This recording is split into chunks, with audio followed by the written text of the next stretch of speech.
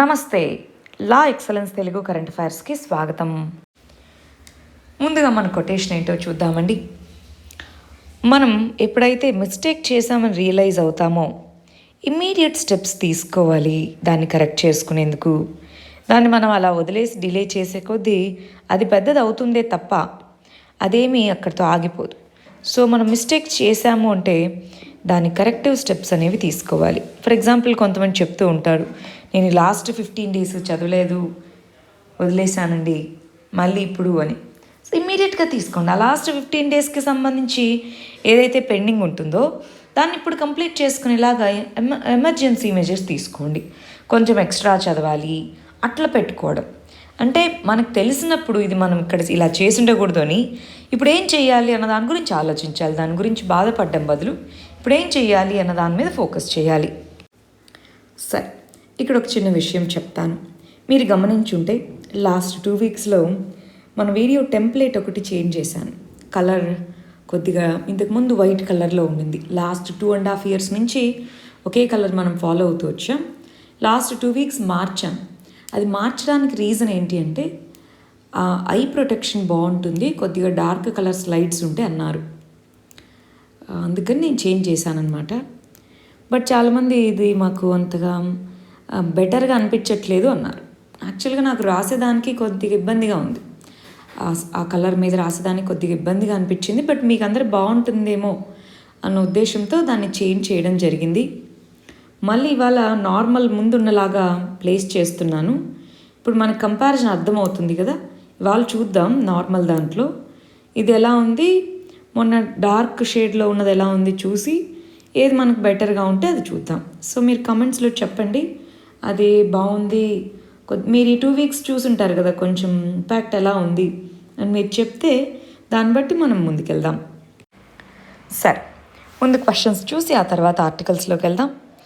First question వచ్చేటప్పటికి Covax అనే ఫెసిలిటీకి సంబంధించి, కోవాక్స్ ఫెసిలిటీ అనేటటువంటి దానికి సంబంధించి 2 స్టేట్మెంట్స్ ఇచ్చి ఆ రెండిట్లో ఏది కరెక్టో కనుక్కోమంటున్నారు.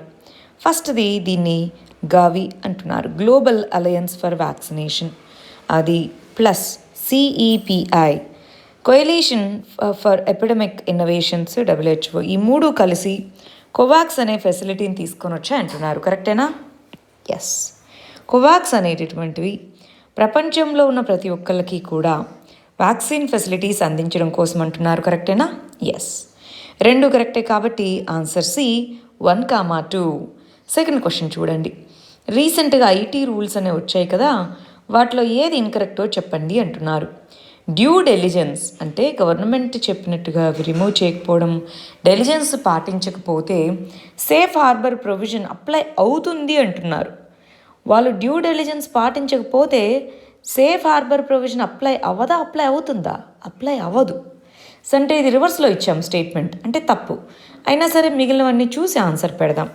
మూడోది, ఇంటర్మీడియరీ సోషల్ మీడియా వెబ్సైట్స్ ఇవన్నీ గ్రీవెన్స్ ఆఫీసర్ని తీసుకొని రావాలి, కంప్లైంట్స్ వాటికి సంబంధించి. కరెక్టేనా?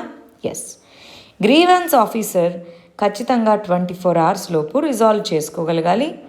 15 days లోపు దానికి సంబంధించి కంప్లీట్గా రిజాల్వ్ చేయాలి. రైట్, అంతేనా? ఎస్. సో మనకి ఆన్సర్ ఏమవుతుంది? ఏ ఆన్సర్ అవుతుంది. సరే, మరి మన ఫస్ట్ ఆర్టికల్ చూద్దాం. సైక్లోన్ యాస్ అనే దానికి సంబంధించింది. లాస్ట్ 1 week నుంచి మీరు గమనిస్తూ ఉంటే సైక్లోన్ యాస్ రిలేటెడ్గా మనం ప్రతిరోజు వీడియోలో చెప్తూ ఉన్నామండి, అవునా? మరి ఈ కంటెక్స్లో ఒకసారి గుర్తెచ్చుకోండి, అసలు సైక్లోన్ అంటే ఏంటి, సైక్లోన్ అనేటటువంటిది ఏ విధంగా ఫామ్ అవుతుంది, సైక్లోన్ అనేటటువంటి దానికి ఇంటెన్సిటీ పెరగడానికి రీసెంట్గా ఇంటెన్సిటీ పెరుగుతూ ఉంది, దానికి రీజన్స్ ఏమేమి ఉన్నాయి, మనకి 2 సైడ్లు, అటు బే ఆఫ్ బెంగాల్ అని ఇటు అరేబియన్ సీ అని, ఈ 2 sides మనకి ఈ సైక్లోన్స్ అనేటటువంటి వచ్చే అవకాశాలు ఉన్నాయి.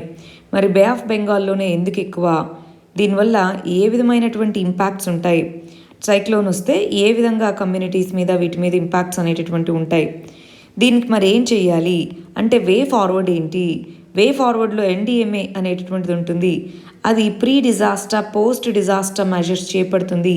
ఇవన్నీ మనము చదువుకుంటూ వచ్చాం. ప్లస్ దీని మీదే ఒక స్పెషల్ వీడియో కూడా చేసాం 30 minutesది, అది మీరు చూసే ఉంటారు అనుకుంటున్నాను. ఇవాళ ఆర్టికల్లో మనకి ఇక్కడ కనిపిస్తుంది సైక్లోన్ యాస్ అనేటటువంటిది ల్యాండ్ ఫాల్ అంటే మన యొక్క సముద్రం నుంచి భూమి మీదకి రావడం. సో ల్యాండ్ ఫాల్ అయింది, వర్షం అక్కడ కురవడం జరిగింది. మనకు ఎప్పుడు కూడా మన సైక్లోన్ అంటే ఒకటి రెయిన్ఫాల్, ఎందుకంటే మేఘాలు అవి ఉంటాయి. నిన్న మీరు చూసుంటారు రెయిన్ బ్యాండ్స్ అనేటటువంటివి ఉండడం. సో ఒకవైపు రెయిన్ఫాల్, ఇంకొక వైపు విండ్, రెండు అసోసియేట్ అయి ఉన్నాయి ఈ సైక్లోన్తో. సో ఆ కంటెక్స్లో దీనివల్ల వచ్చే డ్యామేజెస్ ఏంటి, ఆ డ్యామేజెస్ని ఎలా ఎదుర్కోవాలి, ఒకసారి మళ్ళీ ఆ వీడియోని క్విక్ రివిజన్ చేసుకోండి. లేదంటే ఆ వీడియో డిస్క్రిప్షన్లో లింక్ ఉంటుంది, దాంట్లో నోట్స్ ఉంటుంది, అది రివిజన్ చేసుకున్నా మనకు సరిపోతుంది. నెక్స్ట్ ఆర్టికల్, వాట్సాప్ అనేటటువంటిది న్యూ ఐటీ రూల్స్కి ఎగెయిన్స్ట్గా ఢిల్లీ హైకోర్టులో ఛాలెంజ్ చేసింది అంటున్నారు. మనం నిన్ననే ఇంకొక విషయం, కరెంట్ అఫైర్స్లో ఎప్పుడు లింక్ ఉంటుంది, నిన్న ఇవాళ ఎల్లుండి అట్లా ప్రతిరోజు ఇష్యూస్కి లింక్ ఉంటాయి. సో ఇప్పుడు ఐటీ రూల్స్ అనేవి నిన్న మనం డీటెయిల్గా చదువుకున్నాం. మళ్ళీ కాకుండా నిన్నటి చూడండి, నిన్నటి వీడియో చూసి ఇవాళ చూస్తే మీకు క్లారిటీ వస్తుంది, రైట్? సరే, ఇక్కడ ఐటీ రూల్స్ అంటే ఇన్ఫర్మేషన్ టెక్నాలజీ చట్టం అనేది ఉంది. ఈ ఐటీ చట్టం కింద గవర్నమెంట్ అనేటటువంటిది ministry of electronics information technology అంట, అది గైడ్ లైన్స్ని రూల్స్ని నోటిఫై చేస్తూ ఉంటుందన్నమాట. ఈ కంటెక్స్లో 2000 అనే చట్టం రీసెంట్గా IT rules information technology intermediaries అంటే సోషల్ మీడియా ప్లాట్ఫామ్స్, వాటికి సంబంధించినటువంటి రూల్స్, మీడియా ఎథిక్స్ అని చెప్పేసి కొన్ని రూల్స్ని ప్రపోజ్ చేసింది. వాటిని నిన్నటి నుంచి ఇంప్లిమెంటేషన్లోకి తీసుకొని వచ్చింది. ఆ కంటెక్స్లో ఆ రూల్స్లో చెప్పినవి ఏమున్నాయి, సోషల్ మీడియా కంపెనీస్ ఏవైతే ఉన్నారో వాళ్ళు ఇన్ఫర్మేషన్ ఆరిజిన్ అంటున్నారు. అంటే ఎక్కడి నుంచి ఎవరు ఆ ఇన్ఫర్మేషన్ అసలు ఎవరు దాన్ని తీసుకొని వచ్చారు, ఆరిజినేటర్ అంటారు దాన్ని. టెక్నికల్ పదం వచ్చేటప్పటికి ఫస్ట్ ఆరిజినేటర్ ఇన్ఫర్మేషన్, ఎవరు ఫస్ట్ ఆ మెసేజ్ పంపించారు అనే దాన్ని సోషల్ మీడియా ప్లాట్ఫామ్స్ ఐడెంటిఫై చేసి చెప్పాలి. అయితే ఇప్పుడు వాట్సాప్ ఇవి ఏం చేస్తున్నాయి, encryption, end to end encryption అంటున్నాం. అంటే మనం పంపించే మెసేజ్ రిసీవర్కి తప్ప మధ్యలో ఇంకెవరికి కనిపించవు. ఈవెన్ వాట్సాప్కి కూడా మనం ఎప్పుడు పంపిస్తున్నాం, ఎలా పంపిస్తున్నాం చూస్తుంది తప్ప మనం హాయ్ అని పంపించామా, హలో అని పంపించామా అన్నది తెలియదు దానికి. So end to end encryption అనేది ఉంటుంది. ఇప్పుడు మరి ఫస్ట్ ఆరిజినేటర్ ఇన్ఫర్మేషన్ని గవర్నమెంట్ అడిగిన వెంటనే చెప్పాలి అంటే ఎండ్ టు ఎండ్ ఎన్క్రిప్షన్ పరిస్థితి ఏంటి? ఇప్పుడు ఈ విధంగా చెప్తే ఎవరైనా వాళ్ళ యొక్క ఫ్రీడమ్ ఆఫ్ స్పీచ్, వాళ్ళ యొక్క స్వేచ్ఛగా వాళ్ళ యొక్క భావ వ్యక్తీకరణ చేయాలి అనుకుంటే మరి ఆరిజినేటర్ ఎవరు అని కనుక్కొని పనిష్మెంట్స్ కావాలని గవర్నమెంట్ అనేది వాళ్ళకు పడని వాళ్ళు ఉంటే వాళ్ళ మీద చేయొచ్చు కదా. ప్లస్ రైట్ టు ప్రైవసీ, నేనే మెసేజ్ చేసినా సరే గవర్నమెంట్ దాన్ని యాక్సెస్ చేసుకోవచ్చు అన్నప్పుడు గోప్యత హక్కు అంటాం. మరి గోప్యత హక్కు ఏమవ్వాలి? సో ఈ రెండూ కూడా ఫండమెంటల్ రైట్సే కదా. రైట్ టు ప్రైవసీని వచ్చేటప్పటికి మనకి పుట్టస్వామి కేసులో ఆర్టికల్ 21 కింద ఫండమెంటల్ రైట్ అన్నారు. Freedom of speech and expression article 19 కింద ఫండమెంటల్ రైట్. మరి ఇవి రెండు వైలేట్ అవుతాయి కదా ఈ కొత్త గైడ్ లైన్స్ ద్వారా. ఏవైనా చట్టాలు అనేటటువంటివి, ఏవైనా రూల్స్ అనేవి ఫండమెంటల్ రైట్స్ని వైలేట్ చేస్తే మనకి రాజ్యాంగంలో ఆర్టికల్ 13 కింద జ్యుడిషియల్ రివ్యూ అనేటటువంటిది ఉంటుంది. ఫండమెంటల్ రైట్స్ని వైలేట్ చేస్తే వాటిని నల్ అండ్ వాయిడ్గా జ్యుడిషియరీ డిక్లేర్ చేయొచ్చు. అందుకని ఈ రెండు కండిషన్స్ని బేస్ చేసుకొని వాట్సాప్ ఢిల్లీ హైకోర్టుకి వెళ్ళింది.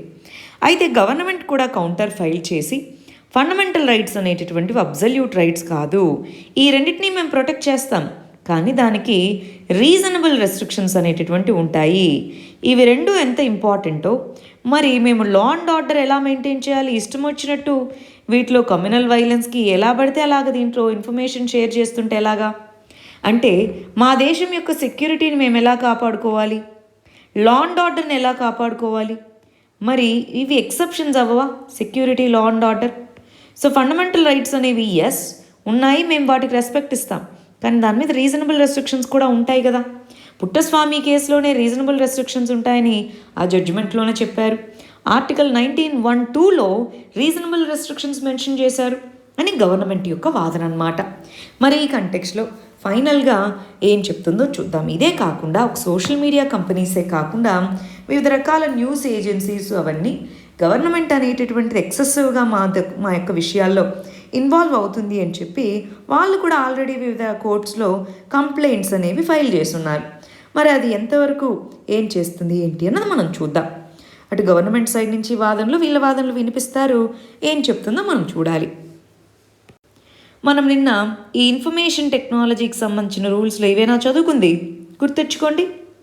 కొన్ని ప్రొవిజన్స్ చదివాము. సేఫ్ హార్బర్ అనే ప్రొవిజన్ చదివాము. సెక్షన్ 79 ఇన్ఫర్మేషన్ టెక్నాలజీ, ఇవన్నీ గుర్తెచ్చుకోవాలండి. సో ఈ రూల్స్ యొక్క ఫుల్ ఫామ్ ఏంటి, దీనికి సంబంధించి డ్యూ డెలిజెన్స్ పాటించకుండా వీటిని పాటించకపోతే ఏమవుతుంది, ఏ ప్లాట్ఫామ్స్కి ఏమేమి రూల్స్ ఉన్నాయి, ఇవన్నీ ఒకసారి క్విక్ రివిజన్ చేసుకోవాలి.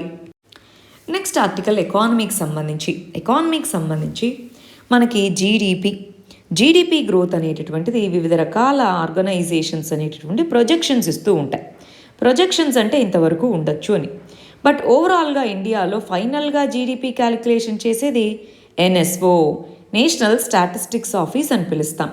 ఈ నేషనల్ స్టాటిస్టిక్స్ ఆఫీస్ అనేది ministry of statistics programme implementation కింద ఉంటుంది. ఫైనల్గా జీడిపి క్యాలిక్యులేషన్ చేసేదైతే అది. బట్ ప్రొజెక్షన్స్ చాలామంది ఇస్తారు.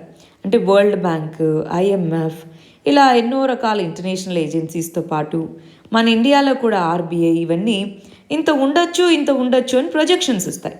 ఆ ప్రొజెక్షన్స్ ప్రకారం చూసుకుంటే సెకండ్ వేవ్ టైంలో మనకి ఎకానమీ యొక్క గ్రోత్ అనేది పడిపోయింది. మళ్ళీ సెకండ్ వేవ్ అంటున్నాం, కరోనా యొక్క second wave. Economic activity, lockdowns ఇవన్నీ పెట్టారు కదా, so economic activity slow down అయింది. ఎప్పుడైతే ఎకనామిక్ యాక్టివిటీ స్లో డౌన్ అయిందో అప్పుడు శాలరీస్, వేజెస్ అనేవి తగ్గాయి. ఎప్పుడైతే మన దగ్గర మనీ తగ్గుతుందో మన యొక్క డిమాండ్ తగ్గుతుందా పెరుగుతుందా, మన కొనుగోలు శక్తి పెరుగుతుందా తగ్గుతుందా, మన యొక్క డిమాండ్ తగ్గుతుంది. అటు డిమాండ్ తగ్గింది, ఇటు శాలరీస్, వేజెస్ తగ్గాయి. దానివల్ల గ్రోత్ తగ్గుతుంది. మరి దీని నుంచి బయటికి రావాలంటే సొల్యూషన్ ఏంటి? దీని నుంచి బయటికి రావడానికి సొల్యూషన్ ఫిస్కల్ స్టిమ్యులస్, ఆర్థిక ఉద్దీపన ఇవ్వాలి. ఈ ఆర్థిక ఉద్దీపనలో గవర్నమెంట్ అనేటటువంటిది ఖర్చు పెట్టాలి. వ్యాక్సిన్స్ అంత త్వరగా వీలైతే అంత త్వరగా ఇవ్వగలగాలి. అప్పుడు ఎకనామిక్ యాక్టివిటీ మళ్ళీ రెజ్యూమ్ అవుతుంది. Vulnerable sections, rural areas, poor people, ఎవరైతే వల్నరబుల్ సెక్షన్స్ ఉంటారో ఆ వల్నరబుల్ సెక్షన్స్కి సంబంధించి స్పెషల్ మెజర్స్ తీసుకోగలగాలి. వీటన్నిటితో పాటు కొన్ని రంగాలకు సంబంధించినటువంటి స్పెషల్ మెజర్స్ తీసుకోవాలి. ఏ రంగాలవి? ఇప్పుడు MSMEs అంట, micro small and medium enterprises, ఇలాంటివి చాలా నష్టాల్లోకి వెళ్ళిపోయాయి. స్టార్టప్స్ అని, వాటిని ఏ విధంగా రివైవ్ చేయాలో చూసుకోవాలి. బ్యాంక్స్ అనేవి లోన్స్ ఇచ్చున్నాయి. ఆ లోన్స్ని వీలైనంత వరకు రికవర్ చేసుకోవాలి. కానీ ప్రస్తుతం ఉన్న పరిస్థితుల్లో రీస్ట్రక్చర్ చేసుకోగలగాలి. ఎమర్జెన్సీ క్రెడిట్ గ్యారంటీ అనేటివి ఉన్నాయి. So emergency credit line guarantee scheme ఇలాంటివి ఉన్నాయి. సో వాటిని ఇంకా కొద్దిగా ఎంకరేజ్ చేయాలి. ఈ విధంగా చేసి ఓవరాల్గా ఎకానమీలో డిమాండ్ని మనం ఎప్పుడైతే పెంచగలుగుతామో అప్పుడు ఎకనామిక్ రివైవల్ అనేటటువంటిది జరుగుతుంది. ఆ ఎకనామిక్ రివైవల్ అనేటటువంటిది అది జరగాలంటే ఇప్పుడు నుంచి కేర్ఫుల్గా, క్యాలిబ్రేటెడ్గా మెజర్స్ తీసుకోవాలి. ఎస్, గవర్నమెంట్ ఖర్చు పెడితే ముందే డబ్బులు లేవు, దీనివల్ల ఫిస్కల్ డెఫిసిట్ పెరుగుతుంది. కానీ అది ఇప్పుడు చేయకపోతే ఓవరాల్ డిమాండ్ పడిపోయి ఇంకా మనకి ఎకానమీ నష్టాల్లోకి వెళ్ళిపోతుంది. అంతేనా? నెక్స్ట్ ఆర్టికల్ లక్షద్వీప్కి సంబంధించింది. నిన్న కూడా చదివా. నిన్న ఏమన్నారు? లక్షద్వీప్కి సంబంధించి యూనియన్ టెరిటరీ అది. ఈ ఆర్టికల్ 239 అనే దాని కింద యూనియన్ టెరిటరీస్ వాటి యొక్క అడ్మినిస్ట్రేషన్ ఎలా జరగాలి అని చెప్పి ఉంటుంది. దాని ప్రకారం ప్రెసిడెంట్ ఆఫ్ ఇండియా ప్రతి యూనియన్ టెరిటరీకి లెఫ్టినెంట్ గవర్నర్ని కానీ అడ్మినిస్ట్రేటర్ని కానీ అపాయింట్ చేస్తారు. మన లక్షద్వీప్ అనేటటువంటి ప్రాంతానికి అడ్మినిస్ట్రేటర్ దీవులు అంటున్నా. సో లక్షద్వీపులు అనేటటువంటివి గ్రూప్ ఆఫ్ ఐలాండ్స్ అన్నమాట. అడ్మినిస్ట్రేటర్స్ ఉన్నారు. ఈ అడ్మినిస్ట్రేటర్ ఏం చేశారు? ఆయన ప్రెసిడెంట్ ఆఫ్ ఇండియా తరపున ఆ పర్టికులర్ యూనియన్ టెరిటరీ యొక్క డెవలప్మెంట్ కోసం రెగ్యులేషన్స్ అనేవి జారీ చేయొచ్చు. ఆ విధంగా రీసెంట్గా జారీ చేసినటువంటి ల్యాండ్ రెగ్యులేషన్స్, వివిధ రకాల సెక్యూరిటీ వైజ్గా అని చెప్పి జారీ చేసిన రెగ్యులేషన్స్ అనేటటువంటివి ఎప్పుడైనా ల్యాండ్ని ప్రజల నుంచి తీసుకునేలాగా, అక్వైర్ చేసుకోవడం ఈజీగా అయ్యేలాగా ఇవన్నీ కనిపిస్తున్నాయి. ప్లస్ ఈ వ్యక్తి ఎవరినైతే అపాయింట్ చేస్తున్నారో ఈ పర్టికులర్ అడ్మినిస్ట్రేటర్ పొలిటికల్ బ్యాక్గ్రౌండ్, అంటే యాక్టివ్ పొలిటీషియన్ని మరి అడ్మినిస్ట్రేటర్స్గా, గవర్నర్స్గా అపాయింట్ చేయొద్దని ఎన్నో కమిటీస్ చెప్పాయి. సర్కారియా కమిషన్ దగ్గర నుంచి ఎన్నో రకాలైనటువంటి సెంటర్ స్టేట్ రిలేషన్స్ని చూసేటటువంటి కమిషన్స్ చేయొద్దు అని చెప్పాయి. సో ఇప్పుడేమో ఇది కాంట్రవర్సీగా మారింది. లోకల్స్ ప్రొటెస్ట్ చేయడం ఇది మొదలుపెట్టారు. ఇప్పుడు అపాయింట్ చేసేది ప్రెసిడెంట్ ఆఫ్ ఇండియానే. రీకాల్ అంటే వాళ్ళని తీసేసే అధికారము కూడా ప్రెసిడెంట్ ఆఫ్ ఇండియా కిందే ఉంది. సో ప్రజలు అందరూ రీకాల్ చేయండి అని ప్రొటెస్ట్లు చేస్తున్నారు. ఇప్పుడు ఆ రెగ్యులేషన్స్ని వెనక్కి తీసుకోవడం, బెటర్గా అక్కడ అడ్మినిస్ట్రేషన్ ఉండేలాగా చూసుకోవడం, లేదా అది కూడా కుదరకపోతే రీకాల్ చేయడం అనేవి ఆప్షన్స్గా మారాయి. ఈ కంటెక్స్లో పాలిటీ రిలేటెడ్గా అడగచ్చండి, యూనియన్ టెరిటరీలో అడ్మినిస్ట్రేషన్ ఏ విధంగా ఉంటుంది ఏంటి అని. ఇంకొకటి, అడ్మినిస్ట్రేషన్ అసలు యూనియన్ టెరిటరీ అని తీసుకొని రావడానికి కారణం ఏంటి? కొన్నిటిని యూనియన్ టెరిటరీస్ అని మనం ఎందుకు స్పెషల్గా ఇచ్చాము? వాటిని కూడా రాష్ట్రాలని ఎందుకు డిక్లేర్ చేయలేదు మనము? దానికి ఒక్కదానికి ఎందుకు మనము ఆ స్పెషల్ ఫెసిలిటీ కల్పించాము రాష్ట్రం అని చెప్పకుండా? ఎందుకంటే యూనియన్ టెరిటరీస్ అనేటటువంటి వాటికి కొన్ని స్పెషల్ విధులు, కొన్ని స్పెషల్ కండిషన్స్ ఉన్నాయి. For example, Andaman and Nicobar ఇది స్ట్రాటజికల్లీ చాలా ఇంపార్టెంట్ ఏరియా. సో దాని మీద సెంటర్ కంట్రోల్ ఉండాలి కాబట్టి. రెండోది, ఢిల్లీ అనుకుందాం. ఢిల్లీ అనేటటువంటిది అడ్మినిస్ట్రేటివ్లీ మనకి ఇంపార్టెంట్, అవునా? ఢిల్లీ, చండీగఢ్ ఇవి అడ్మినిస్ట్రేటివ్ వైజ్గా చూసుకుంటే చండీగఢ్ ఉంది, Punjab Haryana common capital. So అందువల్ల అది ఇంపార్టెంట్. అదేవిధంగా పాండిచ్చేరి అని ఉంది, ఆర్ పుదుచ్చేరి అంటాం. దానికి సంబంధించి కల్చరల్గా డిఫరెంట్ రూలర్స్ కింద ఉన్నింది కాబట్టి కల్చరల్ ఆస్పెక్ట్స్ ఉన్నాయి. అలాగే మనం లక్షద్వీప్స్ అనేటటువంటివి తీసుకుంటే దాంట్లో ఉన్న పాపులేషను, అడ్మినిస్ట్రేటివ్ ఆస్పెక్ట్స్ దాని కిందకి వస్తాయి. ఇలా ఇవన్నీ స్పెషల్ కండిషన్స్ కోసం తీసుకొచ్చారు. అంటే ఈ స్పెషల్ సర్కామ్స్టాన్సెస్ గుర్తుపెట్టుకోవాలి. అంతేగాని యూనియన్ అనేది నాకు ఇష్టం వచ్చినట్టు నేను చేస్తాను, యూనియన్ ద్వారా అపాయింట్ చేయబడిన వాళ్ళు చేస్తామంటే అది కాన్స్టిట్యూషనల్ స్పిరిట్, రాజ్యాంగబద్ధమైనటువంటి బాధ్యతని అది చూడనట్టే, కాన్స్టిట్యూషనల్ స్పిరిట్లో అది లేనట్టే. అది ఇక్కడ మనకు చెప్తున్నటువంటిది. నెక్స్ట్ ఆర్టికల్ నేపాల్కి సంబంధించి. నేపాల్లో జరుగుతున్నటువంటి పొలిటికల్ క్రైసిస్. ఇక్కడ మనం ఏమేమి తెలుసుకోవాలి? అసలు నేపాల్లో ఈ మధ్యకాలంలో చూస్తే లాస్ట్ 3 monthsగా పొలిటికల్ క్రైసిస్ ఉంది. ఎందుకు ఉంది? లాస్ట్ ఇయర్ మనం చూస్తే ఇండియా నేపాల్ మధ్యలో కాన్ఫ్లిక్ట్స్ వచ్చాయి. ఎందుకోసం ఇండియా నేపాల్ మధ్యలో కాన్ఫ్లిక్ట్స్ వచ్చాయి? మరి నేపాల్ అనేటటువంటిది మన చైనాతో బాగా క్లోజ్గా ఉండడానికి ప్రయత్నిస్తుంది. ఎందుకని చైనా అంటే ఎందుకు నేపాల్కి అంత ఎక్కువ ఇష్టం? ప్రజెంట్ కంటెక్స్ట్ ఏంటి? ప్రజెంట్ క్రైసిస్ ఏంటి? నేపాల్లో ఎదుర్కొంటున్నటువంటి ప్రజెంట్ క్రైసిస్ ఏంటి? అసలు ఈ విషయంలో ఇండియా తలదూర్చాలా వద్దా? తన పని తాను చూసుకొని పోవాలా? లేదా ఇండియా యొక్క రోల్ ఏంటి అసలు ఇలాంటి క్రైసిస్లో? ఈ విషయాలు మనం చూసేద్దాం. రైట్, ఒక కథలాగా చూద్దాం. మనకి నేపాల్కి కనుక హిస్టారికల్గా మనం చూస్తే నేపాల్ అనేటటువంటి దేశం ఇనీషియల్గా కింగ్స్ కింద ఉండేది. ఆ తర్వాత అక్కడ కమ్యూనిస్ట్ అనే వాళ్ళు ఎన్నో రోజులు మావోయిస్ట్ మూమెంట్ జరిగిందండి. ఇక్కడ మీకు కనిపిస్తున్నారా? ప్రచండ అంటాం. సో మనకి కమ్యూనిస్ట్ అనే ఇప్పుడు అందుకే మన యొక్క మావోయిజం మూమెంట్కి చైనా నేపాల్ని సపోర్ట్ ఉందని కూడా దాన్ని మనం చదువుకునే వాళ్ళం. ఇంతకుముందు ఎక్కువగా సపోర్ట్ ఉండేది.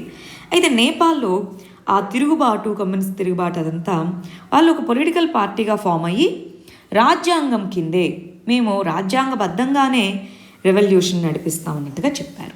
ఎన్నోసార్లు కాన్స్టిట్యూషన్ ఫ్రేమ్ చేయడానికి ట్రై చేశారు. మరి లేటెస్ట్గా కాన్స్టిట్యూషన్ అనేటటువంటిది 2015లో వచ్చింది. కొత్త కాన్స్టిట్యూషన్ 2018లో వచ్చింది, అది ఫెయిల్ అయింది. ఇలా చాలాసార్లు వాళ్ళ కాన్స్టిట్యూషన్ వచ్చింది. రీసెంట్గా 2015లో కాన్స్టిట్యూషన్ వచ్చింది. దీని ప్రకారం వాళ్ళ దేశంలో మల్టీ పార్టీ డెమోక్రసీ అంటే మల్టిపుల్ పొలిటికల్ పార్టీస్ ఉండేలాగా డెమోక్రసీని వాళ్ళు పార్లమెంటరీ డెమోక్రసీ అనేటటువంటి దాన్ని వాళ్ళ యొక్క రాజ్యాంగంలో వాళ్ళకి చేర్చుకున్నారు. Multi party parliamentary democracy. దానికి తగ్గట్టుగా 2017లో ఎన్నికలు జరిగాయి. 2017లో ఎన్నికలు జరిగినప్పుడు ఏ పార్టీకి మెజారిటీ రాలేదు. అప్పుడు ఏం చేశారంటే ఈ కేపీ ఓలీ అంటారు, ఈయన యొక్క పార్టీ మన యొక్క ప్రచండ యొక్క పార్టీ, కమ్యూనిస్ట్ పార్టీ అన్నమాట. వీళ్ళిద్దరూ కలిసి సరే మనం ఇద్దరము కలిసి గవర్నమెంట్ని ఫామ్ చేద్దాము అన్నారు. ఇద్దరూ కలిసి ఎలా ఫామ్ చేస్తామండి అన్నారు. మన ఇద్దరము కలిసి మన పార్టీని మర్జ్ చేద్దాము అన్నారు. దాని ద్వారా వీళ్ళు నేపాల్ కమ్యూనిస్ట్ పార్టీ అనేది తీసుకొచ్చారు. దీనికి ఒక చైర్మన్ ఉంటారు, ప్రైమ్ మినిస్టర్ ఉంటారు. వాళ్ళకి పార్టీ కొంత ఇదన్నమాట. సో ప్రైమ్ మినిస్టర్గా ఈయన ఎన్నికయ్యారు. ఈమె ప్రెసిడెంట్ అనమాట, నేపాల్ యొక్క ప్రెసిడెంట్. సరే, అంతవరకు బాగానే ఉంది. అయితే వీళ్ళు ఏమన్నారంటే, ఇదిగో 5 సంవత్సరాలు కదా, 2.5 సంవత్సరాలు నువ్వు పిఎంగా ఉండు, 2.5 సంవత్సరాలు నేను పిఎంగా ఉంటాను, అలాగ మనము చూసుకుందాము అన్నారు. సరే అన్నారు. ఈ నేపాల్ కమ్యూనిస్ట్ పార్టీకి చైర్గాను ప్రైమ్ మినిస్టర్గాను ఉన్నారు. ఒకటే ఉండాలి నువ్వు అన్నారు. లేదు అన్నారు. 2.5 సంవత్సరాలు అయిపోయింది, 2019 ఎండింగ్ కల్లా అయిపోయింది. 2.5 సంవత్సరాలు అయింది, ఇంక నువ్వు దిగు, నేను కూర్చుంటాను ఆ చైర్లో అంటారు. ఈయన ఏంటి దిగేది అని చెప్పి ఒప్పుకోకుండా అప్పుడు ఈ ఇష్యూని డైవర్ట్ చేయడానికే లాస్ట్ ఇయర్ మనకి కాలపానీ ఇష్యూ అని వస్తుంది. నేపాల్ ఇండియా మధ్యలో ఉత్తరాఖండ్ ఏరియాలో కాలపానీ అనే చిన్న ఏరియా, అది డిస్ప్యూట్కి వస్తుంది. ఒకవేళ దీని గురించి తెలియకపోతే మన ఛానల్లో కాలపానీ డిస్ప్యూట్ మీద చాలా డీటెయిల్డ్ వీడియో ఉంది, ఒకసారి చూడండి. రైట్. సరే, కాలపానీ ఏరియా మీద డిస్ప్యూట్కి వస్తుంది అనమాట. దాన్ని నడిపిస్తారు ఒక 6 నెలల దాకా. అయితే తర్వాత సడన్గా నేను పవర్ని వీళ్ళకి ఇవ్వను అని చెప్పి చెప్తా ఉంటారు. సో చాలామంది ఈయనకు సపోర్ట్ చేస్తూ ఉంటారు వాళ్ళ పార్టీలో వాళ్ళు. దాంతో ఈ ఇయర్ స్టార్టింగ్లోనే లాస్ట్ ఇయరే ప్రెసిడెంట్ ఆఫ్ నేపాల్ని అడిగి వాళ్ళ యొక్క లెజిస్లేచర్ని, పార్లమెంట్ని డిజాల్వ్ చేయమని చెప్తారు ప్రైమ్ మినిస్టర్. ఆమె డిజాల్వ్ చేస్తుంది. ఇది వీళ్ళందరూ కలిసి సుప్రీంకోర్టుకి వెళ్తారు, నేపాల్ యొక్క సుప్రీంకోర్టుకి వెళ్తారు. నేపాల్ యొక్క సుప్రీంకోర్టు, ఏమయ్యా నీకేమన్నా బుద్ధి ఉందా, మీ కోalitionకి మెజారిటీ ఉన్నప్పుడు నువ్వు నీకు ఇష్టం వచ్చినప్పుడు డిజాల్వ్ చేయమని ఎలా చెప్తారని చెప్పి మళ్ళీ రీఇన్స్టేట్ చేస్తారు. మళ్ళీ మళ్ళీ ఈ నెలలో మళ్ళీ ప్రెసిడెంట్ ఆఫ్ నేపాల్ని అడిగి మళ్ళీ డిజాల్వ్ చేపిస్తారు. ఇప్పుడు డిజాల్వ్ చేపించి నవంబర్లో ఎన్నికలు అని చెప్తారనమాట. ఇది వాళ్ళ దేశంలో వాళ్ళకి జరుగుతున్నటువంటి పవర్ టస్సులు జరుగుతుంది. అయితే ఇప్పుడు మన ఇండియాకి మన చైనాకి ఏంటి, నేపాల్ అనేది బఫర్ స్టేట్ అంటే దాని మీనింగ్ ఏంటండి, అటు 2 పెద్ద దేశాల మధ్య ఉండేటటువంటి వాటిని బఫర్ కంట్రీ అని పిలుస్తారు. అటు చైనా ఇటు మన ఇండియా మధ్యలో ఉండేటటువంటి బఫర్ స్టేటే మన యొక్క నేపాల్, భూటాన్ ఇలాంటివి అన్నమాట. సరే, ఈ బఫర్ స్టేట్గా ఉన్నది కొన్నిసార్లు మనతో క్లోజ్గా ఉంటుంది, కొన్నిసార్లు చైనాతో క్లోజ్గా ఉంటుంది. రీసెంట్ ఇయర్స్లో చూస్తే వన్ బెల్ట్ వన్ రోడ్లో వాళ్ళ ఇనిషియేటివ్లో జాయిన్ అవ్వడం కానీ, సో ఓవరాల్గా వాళ్ళకు కొంచెం ఫేవర్గా ఉండడం కేపీ ఓలీ వచ్చిన తర్వాత స్టార్ట్ చేశారు.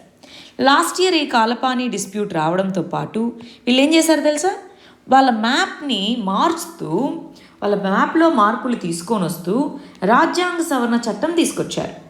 ఆ రాజ్యాంగ సవరణ చట్టం అనేటటువంటిది తీసుకొని వచ్చి మ్యాప్లో మార్పులు చేశారు. దాంతో ఇండియా నేపాల్ మధ్యలో కొంత కాన్ఫ్లిక్ట్ అనేది వచ్చింది.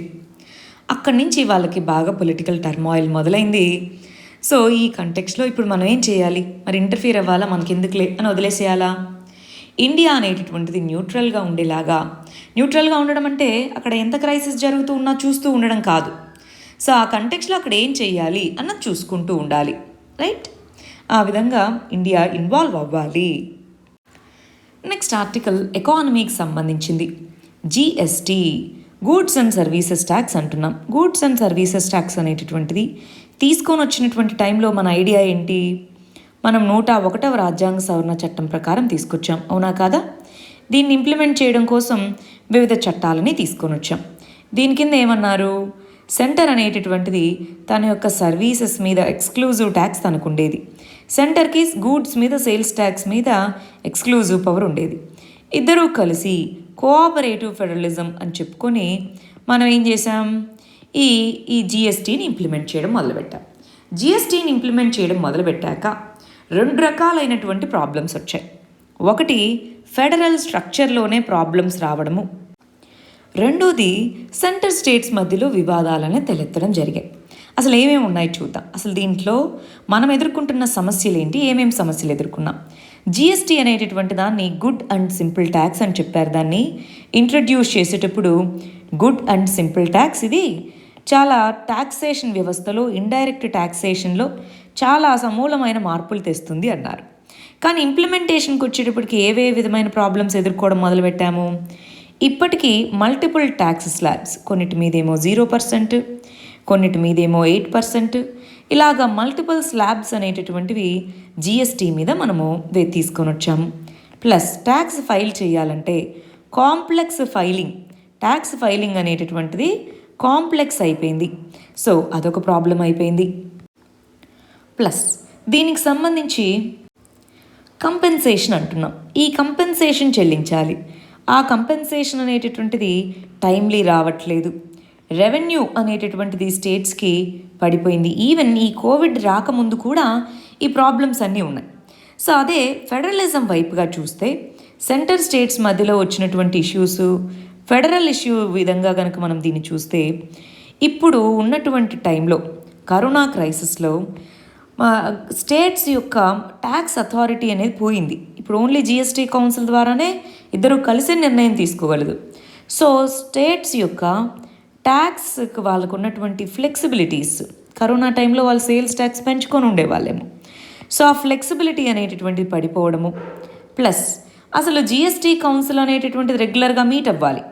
ఈ జిఎస్టీ కౌన్సిల్ రెగ్యులర్ మీటింగ్స్ కూడా జరగకపోవడము, కంపెన్సేషన్ ఇష్యూస్కి సంబంధించి డిలేస్ జరగడము, రెస్పాన్సివ్గా ఉండకపోవడము, ఇలా ఫెడరల్ ఏరియా వైపుగాను కొన్ని ఇష్యూస్, దీని ఇంప్లిమెంటేషన్లోనూ కొన్ని ఇష్యూస్, ఇవి రావడంతో ఎండ్ ఆఫ్ ద రోడ్డా ఇది, ఇంకా జిఎస్టీ ఎండ్ అవుతుందా అంటున్నారు. జిఎస్టీ ఎండ్ అవ్వకపోవచ్చు, బట్ ఎంత వీలైతే అంత త్వరగా ఈ ఇష్యూస్ని మనం సాల్వ్ చేసుకోగలగాలి.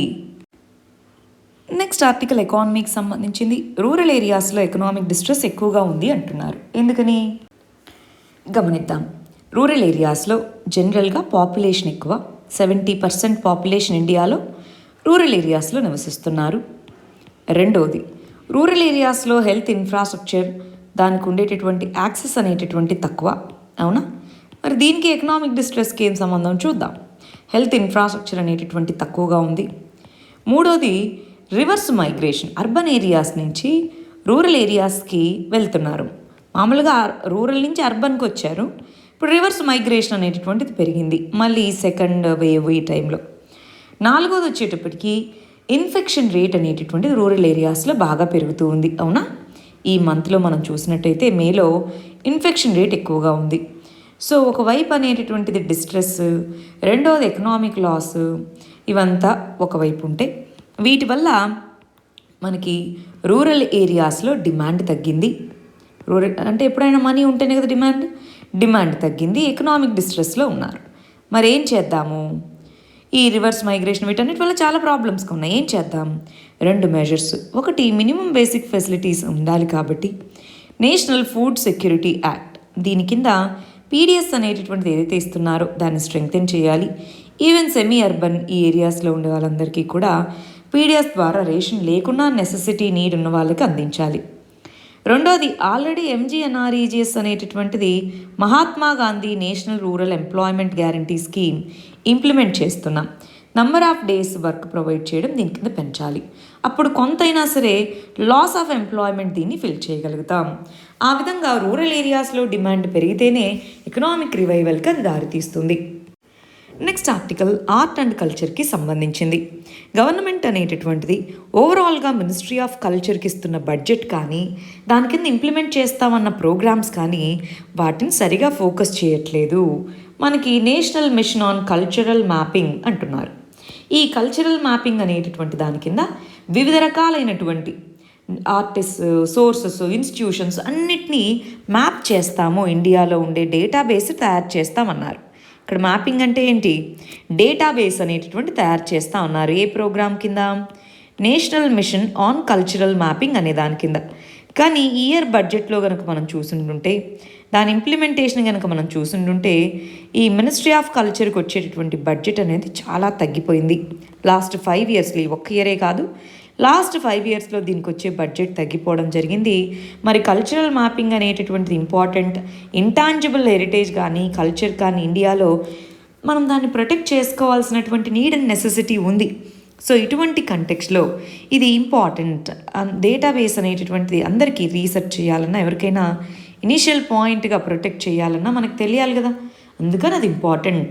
సో ఆ కంటెక్స్లో ఈ ప్రాజెక్ట్ని స్క్రాప్ చేయకుండా ఏదో స్టార్ట్ చేసాము మాత్రం చేసాము అలా కాకుండా ఇలాంటి వాటికి ఇంపార్టెన్స్ అనేది ఇవ్వాలి. మరి ఇలాంటి టైంలో, ఎస్పెషల్లీ ఇలాంటి క్రైసిస్ టైంలో ఇంకా తగ్గిపోతూ ఉంటాయి ఫండ్స్. సో నెక్స్ట్ ఇయర్ అయినా దీని మీద ఫోకస్ అనేటటువంటి చెయ్యాలి. ఇది ఇంపార్టెంట్ అన్న విషయాన్ని గ్రహించాలి. అవునా కాదా? నెక్స్ట్ ఇష్యూ ఇంపార్టెంట్ ఎకానమీకి సంబంధించి ఇంటర్నేషనల్ రిలేషన్స్ కింద కూడా మనం చదువుకోవచ్చు. ఇక్కడ దేవస్ అనేటటువంటి కంపెనీ, దావోస్ అని కూడా పిలుస్తారు. సో దేవస్ అనేటటువంటి కంపెనీ అనేటటువంటి దానికి సంబంధించిన అసెట్స్ దాన్ని లిక్విడేట్ చేయాలి, సేల్ చేయండి అని ఎన్సిఎల్టీ అనేది చెప్పింది. అసలు ఇదొక ప్రైవేట్ కంపెనీ. ఈ ప్రైవేట్ కంపెనీకి సంబంధించిన అసెట్స్ని లిక్విడేట్ చేయమనే అధికారం ఎన్సిఎల్టీకి ఎలా వచ్చింది, అసలు ఏ విధంగా జరిగింది, అక్కడ అసలు వెనకాల ఉన్న స్టోరీ ఏంటి, అది మనం చూద్దాం.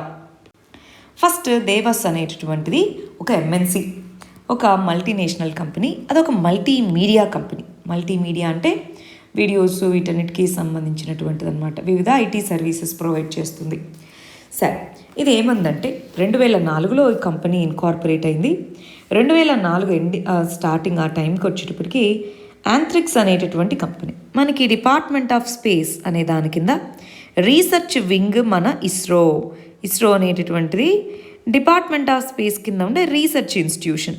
అది కాకుండా మరి ఇవి శాటిలైట్స్ అవన్నీ లాంచ్ చేస్తే ఆ శాటిలైట్ సర్వీసెస్ని అమ్మాలి కదా, దానికి ఉండే ఒక కమర్షియల్ ఆర్గనైజేషన్ యాంథ్రిక్స్. ఇప్పుడు దీంతో పాటు ఇంకొకటి కూడా ఉంది, దాన్ని మనం న్యూ స్పేస్ ఇండియా లిమిటెడ్ అంటాం. అది ఇప్పుడు మన డిస్కషన్లో లేదు, అది పక్కన పెట్టండి. ఇది యాంథ్రిక్స్ అనేటటువంటిది ఏం చేస్తుందంటే ఇస్రో లాంచ్ చేసే శాటిలైట్స్ వాటి యొక్క సర్వీసెస్ని ఎవరైనా ఉపయోగించుకుంటారా అని దానికి కస్టమర్స్ని వెతుక్కొని వచ్చి వాళ్ళతో అగ్రిమెంట్ చేసి వాళ్ళకి సేల్ చేస్తూ ఉంటుంది. అయితే దేవాస్ అనేటటువంటి కంపెనీ ఏముందంటే మీరు నాకు కమ్యూనికేషన్ శాటిలైట్స్ ద్వారా వచ్చేటటువంటి స్పెక్ట్రమ్ని అమ్మండి, నేను మీకు ఇంత పే చేస్తాను అని అగ్రిమెంట్ చేసుకున్నారు. అగ్రిమెంట్ చేసుకున్నాక 2011లో 2G స్కామ్ అనేది బయటకు వచ్చింది. ఆ 2G స్కామ్ బయటకు వచ్చినప్పుడు స్పెక్ట్రమ్ లైసెన్సెస్ అన్నీ క్యాన్సిల్ చేశారు. దాంతో దేవస్ దానికి సంబంధించిన లైసెన్స్ని కూడా క్యాన్సిల్ చేశారు. అప్పుడు ఇది ఏం చేసింది, ఇంటర్నేషనల్ ఛాంబర్ ఆఫ్ కామర్స్ దీనికి వెళ్ళింది, ఇంటర్నేషనల్ ఆర్బిట్రేషన్కి వెళ్ళింది. వెళ్తే అది మీరు చెప్పా పెట్టకుండా ఎలాగ క్యాన్సిల్ చేస్తారు అని చెప్పి ఐసీసీ అనేది ఆర్బిట్రేషన్ అవార్డ్ మీరే అంటే యాంథ్రిక్స్ అనేదే దేవస్ అనే కంపెనీకి $1.2 బిలియన్ చెల్లించండి అని చెప్పింది. దాంతో అసలు ఆ కంపెనీయే ఫ్రాడ్యులెంట్ అని చెప్పి అసలు ఏం జరిగింది అని చెప్పడానికి సిబిఐ, ఎన్ఫోర్స్మెంట్ డైరెక్టరేట్ దానికి సంబంధించిన ఎంక్వైరీని అక్కడ మిస్టేక్ ఏం చేశారంటే మన వాళ్ళు ఎంక్వైరీ ముందు వేయాలి, వీళ్ళు ఈ విధంగా ఆర్డర్ ఇచ్చిన తర్వాత ఎంక్వైరీ వేశారు. ఎంక్వైరీ వేస్తే బెంగళూరు కోర్ట్ అనేది అసలు ఈ దావోస్ అనేటటువంటి కంపెనీయే FEMA rules foreign exchange management చట్టానికి అనుగుణంగా వాళ్ళు ఇన్వెస్ట్మెంట్స్ తీసుకొని రాలేదు, అంటే ఇక్కడ ఏదో మనీ లాండరింగ్ లాంటిది ఇన్వాల్వ్ అయ్యింది అని చెప్పింది. అర్థమవుతుందా, మనీ లాండరింగ్ లాంటిది ఇన్వాల్వ్ అయ్యింది అని చెప్పి బెంగళూరుకు సంబంధించినటువంటి ఆర్బిట్రేషన్ కోర్టు చెప్పడం జరిగింది. దాంతో సుప్రీంకోర్టు ఆర్బిట్రేషన్ అవార్డ్ని పక్కన పెట్టింది. ఇది ఇంటర్నేషనల్ ఆర్బిట్రేషన్ అవార్డ్ని పక్కన పెట్టి యాంథ్రిక్స్ అనేది ఇదిగో దీనికి సంబంధించినటువంటి ఏవైతే అసెట్స్ ఉన్నాయో వాటికి సంబంధించి దాన్ని వైండప్ చేయాలి, పూర్తిగా వైండప్ చేయాలి అని ప్రపోజల్ పెట్టింది. ఎన్సిఎల్టీ అనే దానికి వెళ్ళింది. మనకి ఒక కంపెనీని లిక్విడేట్ చేయాలి అంటే ఉన్నటువంటి ఆర్గనైజేషన్ ఎన్సిఎల్టీ, అది లిక్విడేషన్కి మొదలుపెట్టింది. యుఎస్ఏకి సంబంధించి దీని యొక్క సబ్సిడరీ ఉంది. సో వాళ్ళు యుఎస్ఏ యొక్క కోర్టులో కేసు ఫైల్ చేసుకున్నారు. కేసు ఫైల్ చేస్తే అక్కడ ఏమైపోయింది, యుఎస్ఏ కోర్టు ఈ విధంగా లిక్విడేట్ చేయొద్దు అని చెప్పారు. అయినా సరే ఈ లిక్విడేషన్ ఆర్డర్తో ఎన్సిఎల్టీ బెంగళూరు బ్రాంచ్ అనేది దేవస్ని వైండప్ చేస్తున్నాము అని చెప్పిందనమాట. అంటే ఆ కంపెనీ యొక్క సేవల్ని నిలిపేసేసింది. అసలు వాళ్ళు ఈ యాంథ్రిక్స్ అనేటటువంటి కంపెనీతో వాళ్ళు అగ్రిమెంట్ ఎలా చేసుకున్నారు, అక్కడ ఉండే కొంతమంది అఫీషియల్స్తో కాంట్రాక్ట్ మాట్లాడుకున్నారు. అసలు వాళ్ళ దగ్గర టెక్నాలజీ లేదు, ఏమీ లేదు, ఇక్కడ ఉన్న మనీ లాండరింగ్ రూపంలో వాళ్ళు తీసుకొని వచ్చారు అన్నది ఇప్పుడు క్లెయిమ్ అనమాట. అందుకని దాన్ని వైండప్ చేయడానికి, వైండప్ అంటే దాన్ని మూసేయడము అనేది చేశారు. చూడండి, దానికి సంబంధించిందే ఇక్కడ టైం లైన్ ఉంది, మళ్ళీ ఒకసారి చూసుకోవచ్చు. నెక్స్ట్ ఆర్టికల్ మన మెహుల్ చోక్సీ ఇన్ని డొమినీషియా రిపబ్లిక్ అనేటటువంటి ప్లేస్లో పట్టుకున్నారు. డొమినీషియా రిపబ్లిక్ అనేటటువంటిది కంట్రీ. ఒక ఐలాండ్ని 2 కంట్రీస్గా విభజించారు. ఒకటి హైతీ, 2 డొమినీషియన్ రిపబ్లిక్. ఇవి 2 కూడా కరీబియన్ సీ ప్రాంతంలో ఉన్నాయి. దాని పక్కనే క్యూబా ఉంది. దానికి ఇటువైపుగా యాంటిగ్యువా అండ్ బార్బడా అనే కంట్రీ ఉంది. దానికి సంబంధించిన సిటిజన్షిప్ని ఈ మెహుల్ చోక్సీ తెచ్చుకున్నారు. సిటిజన్షిప్ని తెచ్చుకున్నాక అక్కడ ఉండుంటే అతను అరెస్ట్ చేయడానికి పంపించడానికి ఉండదు. కానీ ఇప్పుడు అతను డొమినిషన్ రిపబ్లిక్ అనే కంట్రీలో కంటబడడంతో అతన్ని మా ఇండియాకి ఎక్స్ట్రాడియేట్ చేయండి అని అడిగారు. ఇండియాకి ఎక్స్ట్రాడియేట్ ఎందుకు చేయాలి అన్నారు. అతను ఫ్యూజిటివ్ ఎకనామిక్ అఫెండర్, అంటే 100 కోట్లకి పైగా, మినిమం 100 కోట్లు అంతకు మించి ఫైనాన్షియల్ క్రైమ్ చేసి ఇండియాలో ప్రాసిక్యూషన్ని దీన్ని తప్పించుకోవడానికి వేరే కంట్రీస్కి పారిపోతే అలాంటి వాళ్ళని ఫ్యూజిటివ్ ఎకనామిక్ అఫెండర్స్ అని మన యొక్క FEO చట్టం, ఫ్యూజిటివ్ ఎకనామిక్ అఫెండర్స్ చట్టం అనే దాంట్లో 2018 అనేది మనం తీసుకొచ్చాం. ఆ చట్టం కింద 100 కోట్లు పైగా ఫైనాన్షియల్ క్రైమ్ అనేది చేసి ఇండియా నుంచి పారిపోయి విదేశాల్లో ఉండి ఇండియాకి రావడానికి విల్లింగ్గా లేకపోతే వాళ్ళని FEOగా డిక్లేర్ చేయొచ్చు. అలా మేము డిక్లేర్ చేశాం కాబట్టి మీరు పంపించండి అంటున్నారు.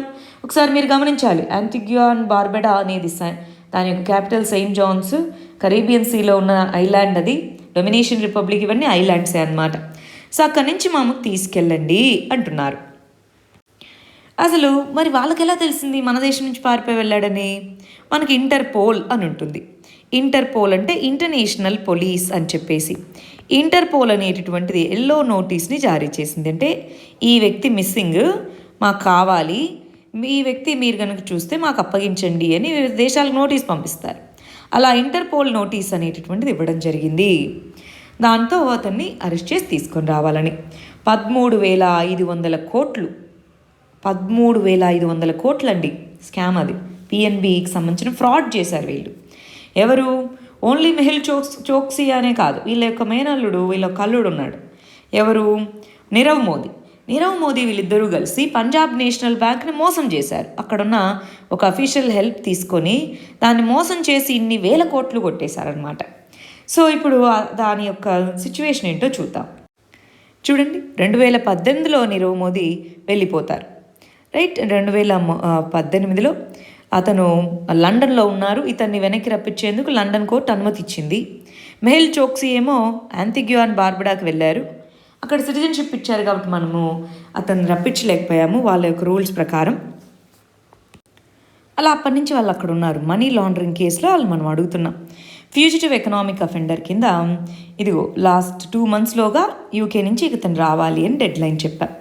సో ఇప్పుడు వీళ్ళు వచ్చాక ఇతన్ని రప్పిస్తామా? వీళ్ళిద్దరు వచ్చాక ప్రాసిక్యూషన్ మొదలవుతుందన్నమాట. అసలు వీళ్ళు ఏం చేశారంటే పంజాబ్ నేషనల్ బ్యాంక్కి సంబంధించిన డెప్యూటీ మేనేజర్, సో ఇతని ద్వారా LOU, లెటర్ ఆఫ్ అండర్టేకింగ్ అనేది ఇష్యూ చేశారు.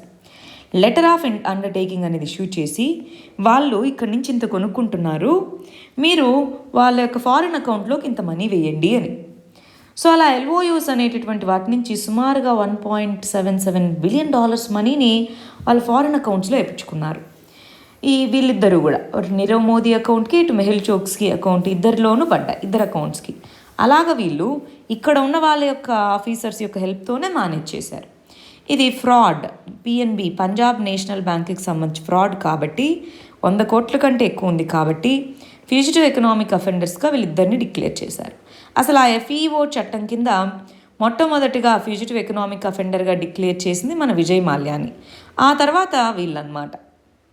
వీళ్ళు వచ్చాక మళ్ళీ కేసు అనేది రీఓపెన్ అవుతుంది, వాళ్ళ ఆస్తులు జప్తు చేసుకుంటారు, ఇవన్నీ జరుగుతాయి. నెక్స్ట్ ఆర్టికల్ మేకదాతు అనేటటువంటి ప్లేస్, దాని మీద డ్యామ్ని కన్స్ట్రక్ట్ చేయడము, దాని మీద NGT అనేది ఇన్వెస్టిగేటివ్ ఛార్జెస్ని వేయడం జరిగింది అన్నారు. ఎకానమీ, డ్యామ్స్ అంటున్నాం, గవర్నాన్స్, వీటన్నిటి కింద చదువుకోవాలి. ఎందుకని? ఇక్కడ ఒక ఇంపార్టెంట్ ఇష్యూ ఉంది, అది inter state river water dispute. అంటే కావేరీ నది అనేటటువంటిది ఈ ఇంటర్ స్టేట్ రివర్ అన్నమాట. దీనికి సంబంధించినటువంటి డిస్ప్యూట్ అనేటటువంటిది ముందు నుంచి జరుగుతూ ఉంది. ఫైనల్ ఆర్డర్ కూడా వచ్చింది. సుప్రీంకోర్టు దానికి ఫైనల్గా ఇలా చేయండి అని చెప్పింది. ఇదంతా ఉన్నాయి. అయినా సరే ఈ కావేరీ నది మామూలుగా కేరళ, పుదుచ్చేరి కూడా దీని యొక్క వాటర్ని డిస్ట్రిబ్యూట్ చేసుకున్న కర్ణాటక మరియు తమిళనాడు మధ్య ఇది పెద్ద కాంట్రవర్సీ. అయితే ఈ కావేరీ నది మీద ఈ బెంగళూరు సిటీకి దగ్గరలో మేకదాతు అనే ప్లేస్ మీద ఒక డ్యామ్ని బిల్డ్ చేయాలి, ఆ వాటర్ అనేటటువంటిది యూజ్ అవుతుంది అని. సరే, ఇప్పుడు NGT ఏమంటుందంటే, ఒకటి మీరు ఈ కావేరీ దానికి సంబంధించి కావేరీ వాటర్ మేనేజ్మెంట్ అథారిటీ అని ఉంది, దానికి ఇన్ఫామ్ చేశారా? మినిస్ట్రీ ఆఫ్ ఎన్విరాన్మెంట్ ఫారెస్ట్ దానికి సంబంధించి మీరు ఎన్విరాన్మెంటల్ ఇంపాక్ట్ అసెస్మెంట్ చేపట్టి ఎన్విరాన్మెంటల్ క్లియరెన్స్ తీసుకున్నారా లేదా? ఇవి రెండూ తీసుకుంటేనే కదా మీరు ప్రాజెక్టుతో ముందుకెళ్ళాలి అని నేషనల్ గ్రీన్ ట్రిబ్యునల్ కర్ణాటక స్టేట్కి ఆదేశాలు ఇవ్వడం నోటీసు జారీ చేయడం జరిగింది. అంటే ఏదైనా ఒక ప్రాజెక్ట్ అనేటటువంటి తీసుకొచ్చేటప్పుడు ఈఐఏ అది ఎన్విరాన్మెంట్ మీద ఏ విధమైన ఇంపాక్ట్ ఉంటుంది అన్నట్టుగా సర్వే చేపట్టాలి. ప్లస్ కావేరీ నదికి సంబంధించి అప్పర్ రైపేరియన్ రీజన్ ఇది, అంటే పైన డ్యామ్స్ కడితే అటు తమిళనాడుకు వెళ్ళే వాటర్ తగ్గుతుంది. సో అలాంటప్పుడు కావేరీ వాటర్ మేనేజ్మెంట్ అథారిటీ అని ఉంది కదా, దానికి మీరు ఇన్ఫామ్ చేయలేదు ఎందుకని ఈ 2 క్వశ్చన్స్ ఎన్జిటి అడగడం జరిగింది. ఒకసారి కావేరీ రివర్కి సంబంధించి చూడాలండి. ఈ మేకదాతు అనే ప్లేస్ ఇక్కడ ఉంది. సో దాని మీద ఇప్పుడు కనుక అది కడితే మనకి వాటర్ అనేది తమిళనాడులోకి వెళ్ళడం కష్టం అందుకనమాట. రైట్, చూడాలి కావేరీ నది అసలు దానికి ఉన్నటువంటి డ్యామ్స్ కానీ వివిధ రకాల Hemavathi dam, Krishnaraja Sagar dam, కాబిని river, ఇవన్నీ రివర్స్, మెట్టూరు డ్యామ్ అనేది, వివిధ రకాల ట్రిబ్యూటరీస్ చూడండి, భవానీ, నొయ్యల్, అమరావతి, కాబిని, సువర్ణవతి, లక్ష్మణ తీర్థ, హేమవతి, ఇవన్నీ అర్కావతి, ఇవన్నీ దాని ఉన్న ట్రిబ్యూటరీస్, దాని మీద ఉన్న డ్యామ్స్. కావేరీ రివర్ అనేటటువంటిది ఇక్కడ మనకు తమిళనాడు గుండా ఈ బే ఆఫ్ బెంగాల్లో కలుస్తుంది. మరి మన లాస్ట్ ఆర్టికల్ శ్రీలంక అనేటటువంటి దానికి సంబంధించి ఢాకా అంటే బంగ్లాదేశ్ అనేటటువంటిది కరెన్సీ స్వాప్కి క్లియరెన్స్ ఇచ్చింది అంటున్నారు. $200 మిలియన్ వాళ్ళకి ఇచ్చింది అంటున్నారు. అంటే దాని మీనింగ్ ఏంటి? బంగ్లాదేశ్ అనేటటువంటి దేశము, దాని దగ్గర ఫారిన్ ఎక్స్చేంజ్ రిజర్వ్స్ ఉంటాయి, ఫారెక్స్ రిజర్వ్స్. ఈ ఫారెక్స్ రిజర్వ్స్లో ఫారిన్ కరెన్సీ ఏదైతే ఉంటుందో దాంట్లో కొంత, ఇక్కడైతే 200 మిలియన్స్, దీన్ని శ్రీలంకకి ఇవ్వడం. శ్రీలంకకి ఎందుకు ఇవ్వాలి? శ్రీలంక యొక్క ఫారిన్ ఇన్కమ్ అనేది దానికి వచ్చేది ఎక్కువగా టూరిజం మీద డిపెండ్ అయి ఉంటుంది, గార్మెంట్స్, టీ ఎక్స్పోర్ట్స్ మీద ఎక్కువ డిపెండ్ అవుతాయి. అయితే ఈ కోవిడ్ టైంలో ఇవంతా ఎఫెక్ట్ అయ్యాయి. సో అది ఈ ఇయర్లో అది ఎక్స్టర్నల్ లోన్స్ పే చేయాల్సింది, వివిధ దేశాలకి వాటికి వడ్డీ చెల్లించాలి. సో ఎక్స్టర్నల్ డెట్ ఆబ్లిగేషన్స్, ఒకవైపు అప్పు తీసుకున్నారు అది తీర్చాలి, రెండో వైపు టూరిజం అవన్నీ పడిపోవడంతో దాని దగ్గర డబ్బులు లేవు. సో అందుకని అది వివిధ దేశాలని అడుగుతూ వచ్చింది, మీరు మాకు టెంపరీగా కరెన్సీ స్వాప్, అంటే మీ దగ్గర ఉన్నటువంటి ఫారెక్స్ రిజర్వ్స్ మాకు ఇవ్వండి, మా దగ్గర ఉన్నటువంటి వాళ్ళ కరెన్సీ ఏదైతే ఉంటుందో అది మీకు ఇస్తాం. సో దాన్ని స్వాప్ చేసుకుందాము, కరెన్సీని స్వాప్ చేసుకుందాము, మళ్ళీ మాకు ఈ డాలర్స్ కానీ ఏవైతే హార్డ్ కరెన్సీలు రాగానే మీకు ఆ మనీని తిరిగి ఇచ్చేసి మా మనీని మేము తీసుకుంటామని కరెన్సీ స్వాప్. ఆల్రెడీ ఇండియా కూడా దీనికి కరెన్సీ స్వాప్ అనేది ఆ ఫెసిలిటీ కల్పించింది. చైనా కూడా $1.1 బిలియన్ కరెన్సీ స్వాప్ కల్పించింది. అయినా సరే దానికి సరిపోవట్లేదు, ఎక్కువ అమౌంట్ కావాలి. దాంతో లాస్ట్ ఇయర్ నుంచి మనల్ని అడుగుతూనే ఉంది కరెన్సీ స్వాప్ కావాలి అని. ప్లస్ మీకు మేము కట్టాల్సిన అప్పు ఏదైతే ఉందో దానికి కొన్ని రోజులు మాకు డెట్ వెయివర్ ఇవ్వండి, కొన్ని రోజులు మాకు మోరటోరియం ఇవ్వండి, తర్వాత కడతామని. కానీ మన దగ్గర నుంచి ఏ సమాధానం అనేది రాలేదు. ఏదేమైతేనేమి బంగ్లాదేశ్ నుంచి తీసుకుంది. శ్రీలంక ఇండియా మధ్యలో రీసెంట్గా ఉన్న ఇష్యూస్ మీరు గమనిస్తూ రావాలి. ఈస్ట్ కొలంబో పోర్ట్ టెర్మినల్ కానీ ఇవన్నీ కూడా మీరు ఒకసారి చూసుకుంటూ రండి. సరే, మరి నిన్న ఇచ్చిన క్వశ్చన్కి మన వాళ్ళు ఎలా ఆన్సర్ రాసారో చూద్దాం. సెంట్రల్ బ్యూరో ఆఫ్ ఇన్వెస్టిగేషన్కి సంబంధించి క్రిటిసిజం ఏంటి, దాని పనితీరులో వే ఫార్వర్డ్. రీసెంట్లీ అని చెప్పారు. క్రిటిసిజం దేనికోసం, ఏం చేయాలి? వెరీ గుడ్, హెడ్డింగ్స్ కానీ ఇదంతా బాగా రాశారు. నెక్స్ట్ సిబిఐ, దాన్ని అసలు ఏ విధంగా, దాని ఆవిర్భావం ఏంటి, క్రిటిసిజం ఏంటి, వే ఫార్వర్డ్ ఏంటి అని రాశారు. గుడ్. ఏదైనా ఎగ్జాంపుల్స్ రాయండి. మీరు ఇలా రాసేటప్పుడు ఏం చేయొచ్చు అంటే, మనకి 2 years back CBI director assistant director మధ్య గొడవ వచ్చింది. అట్లా సుప్రీంకోర్టు సుప్రీంకోర్టు స్టేట్మెంట్ రాశారు కదా, వీళ్ళ గొడవ వచ్చిందన్న పాయింట్ ఉందా, అలాంటివి మీరు మెన్షన్ చేస్తే బాగుంటుంది. సరే, ఇది ఇవాళ మన మెయిన్స్ క్వశ్చన్. ఇవి మన ప్రిలిమ్స్ క్వశ్చన్స్. వీటికి ఆన్సర్స్ కమెంట్ సెక్షన్లో ఇవ్వండి. రేపు మనం వీటికి కరెక్ట్ ఆన్సర్ ఏంటో చూద్దాం. All the very best. Thank you very much.